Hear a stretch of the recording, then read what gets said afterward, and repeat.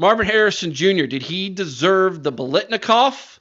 And how about the Heisman, guys? Let's start with the Biletnikoff first, which he won on Friday night, and he won it by one vote over LSU's Neighbors. I think I'm pronouncing that correctly. Malik Yep. Neighbors, who had 86 catches for 1,546 yards and 14 touchdowns, which were better numbers than Marvin Harrison Jr. had this season. And there are quite a few LSU and SEC fans who are upset that Marvin Harrison Jr. won that award. Now, if I recall, last year's winner had worse statistics than MHJ did, if I recall.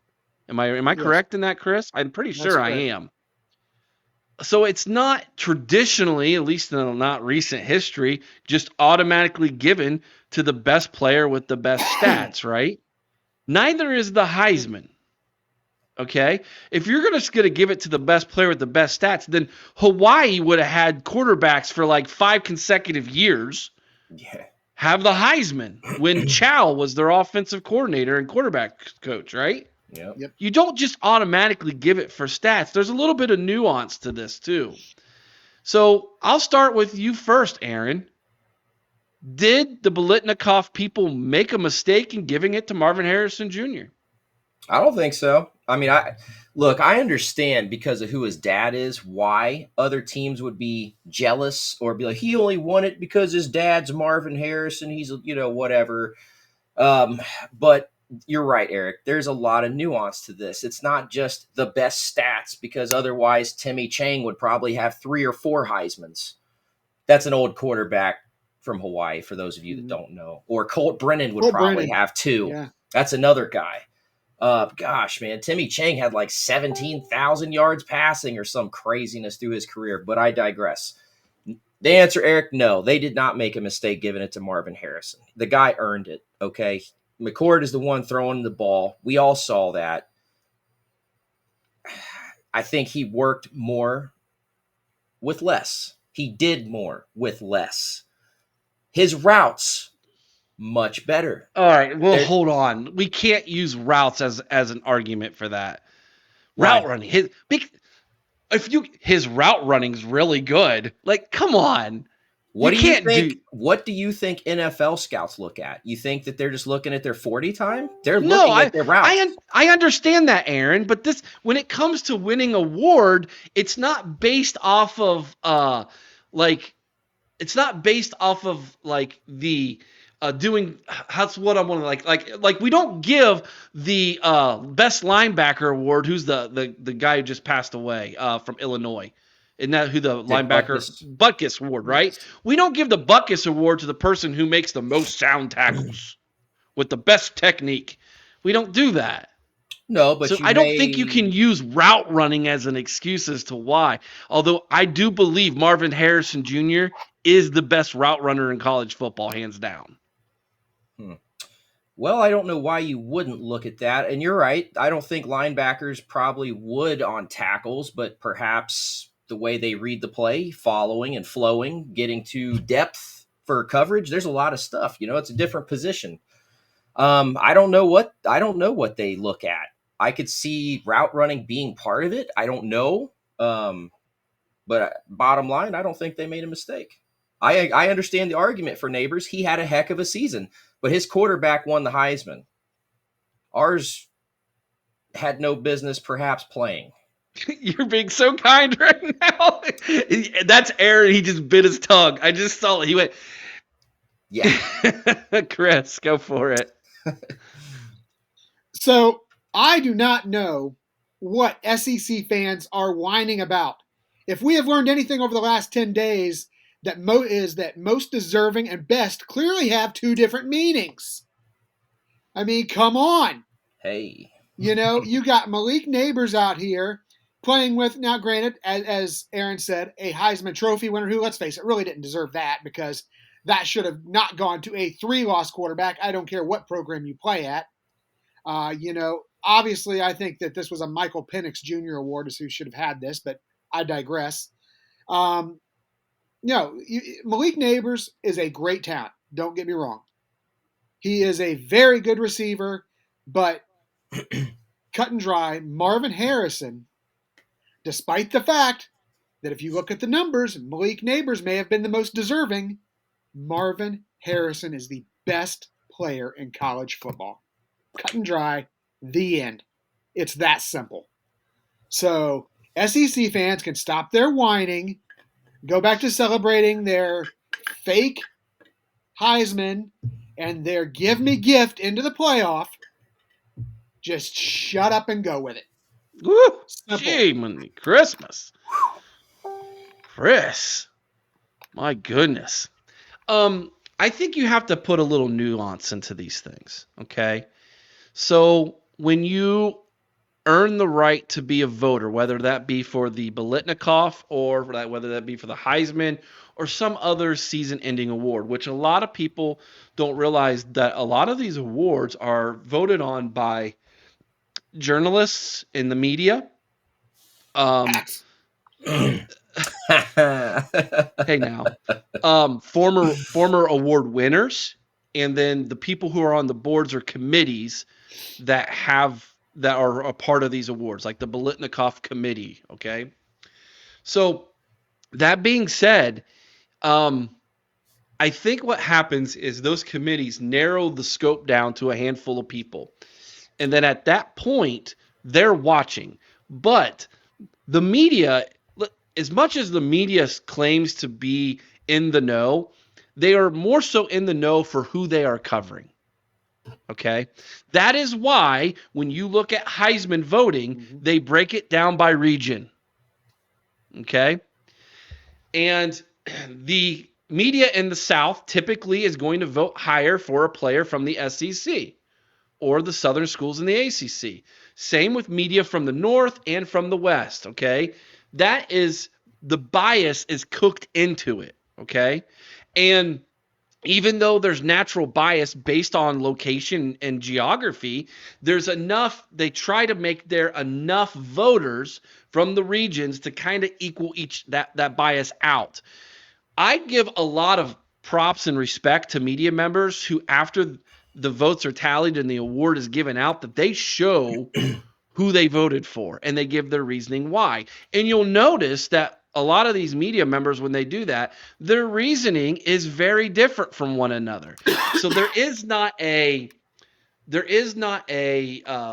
particular thing given out to them from those committees that say, here's how we want you to vote. They just say, here's the award and we need your vote. They don't tell them how to vote. Okay. So it's kind of like the Heisman. If I was a voter for the Heisman, I would give it to the very best player, which is why they don't want me to be a Heisman voter, because oftentimes that player is like an offensive lineman or a defensive lineman. Okay, it's not the sexy quarterback that seems like the Heisman goes to every single year. Like, for instance, Orlando Pace should have won the Heisman. Yeah. I mean, it's not even close. How about the year that Chase? What about Chase Young? Yeah, Chase Young. But let's go way back, right? The year Doug Flutie won the Heisman. Do you know who was second in the voting? It was a Buckeye. Running back. Come on, boys. Is that Keith Byers? Keith Byers. You nailed it. Good job. Keith Byers was second in the Heisman voting. There's no way you could tell me that year, okay, that Keith Byers wasn't the best player in college football. There's no way. But he wasn't the popular pick. All right. So to me, if you look at the Heisman, it's all a popularity contest, right? Based off just of like region. CFP. So when you say nuance, you mean politics. Sure. Yes. Okay. Absolutely. I'm thinking on the field nuances. Okay, you're behind the curtains. Yeah, there's politics and it sucks. It ruins everything. On the field has little to do with the awards that are given out. That's fair. Chase Young over Burrow. Burrow had a great year. He did. You can't deny that. He I did. would actually say you're probably right. There's that Burrow Burrow deserved that Yes. one a little more than Yeah, Chase did. Young. He probably He did. Plus Chase had 2 games where he was suspended. So Right. That's a good yeah, point. Good point. I retract that. You're right. Yeah, I would have to agree with that. Burrow did have a little bit better of a year there. But how about last year? CJ Stroud. Is he not proving right now he was the better player last year? Bryce Young sucks. Oh my God, he's terrible. Wow. I mean, you could go back some of those Heisman Trophy winners. Danny Werfel. Terrible. Huh? Vinny Testaverde. Gino. Atkins. What was his name? Gino. No, quarterback from Miami. So let me. Know. His name now. So let's go here. Let's talk about the Heisman because I actually have the Heisman voting numbers in front of me. Jaden Daniels, and I told you all Daniels was going to win this thing a week ago. Okay, I was rooting inwardly for Michael Penix Jr., but I told you all I think Jaden Daniels is going to win. He ran away with this thing yesterday. He had 503 first place votes to 292 from Penix Jr. And by the way, Marvin Harrison Jr. only had 20 first place votes. So the very argument that's being made by LSU and SEC fans that Marvin Harrison Jr. didn't deserve the Biletnikoff is proven right away because they say, oh, it's his name and everything because because his daddy was a Hall of Famer. Then you look at the Heisman, he only had 20 first place votes, so he wasn't that popular. How many did Malik Neighbors have? Oh, that's right. Not as many as Marvin. No, he wasn't even considered for the Heisman. Boy, that's crazy. Marvin was in on the Heisman. Malik Neighbors wasn't. But you think Malik Neighbors was the best wide receiver? Shut your face. But like I said, Aaron, it's completely different. Talk about delusions. Hey, man, best college football player. You can't be the best overall college football player and not be the best at your position. That does not make sense. Gino Torretta. There we go. Thank you, Mark. Yeah, and Jay was on it too. Yeah, there you go. Yeah. He says, our LSU fan here tonight says, there have been terrible Heisman winners. I agree. And I do not think Jaden Daniels is a terrible Heisman winner. I don't. I just think there was people who were more deserving. But as I said, I think there was people who were better, in all honesty. Obviously, 3 losses means that he wasn't as good as somebody who went undefeated, in my opinion. You got to look now. There's a little bit of nuance there. Who are you playing? How bad were the losses? The SEC is the best. 11-1 in a conference where, like, let's look at Michigan, who went 12-0. Why wasn't JJ there then? Because everybody realizes how much he sucks and he's a fraud. And he threw for 60 yards in one game. I'm just giving you guys a little bit of the arguments here that it's not as cut and dry as you think. And as for if you had a vote, Aaron, you had a vote. You get to vote for 3. You get to vote for first, second, third. Right now, who are you voting for and why? Of the people this year? Yep. Mm-hmm. Okay.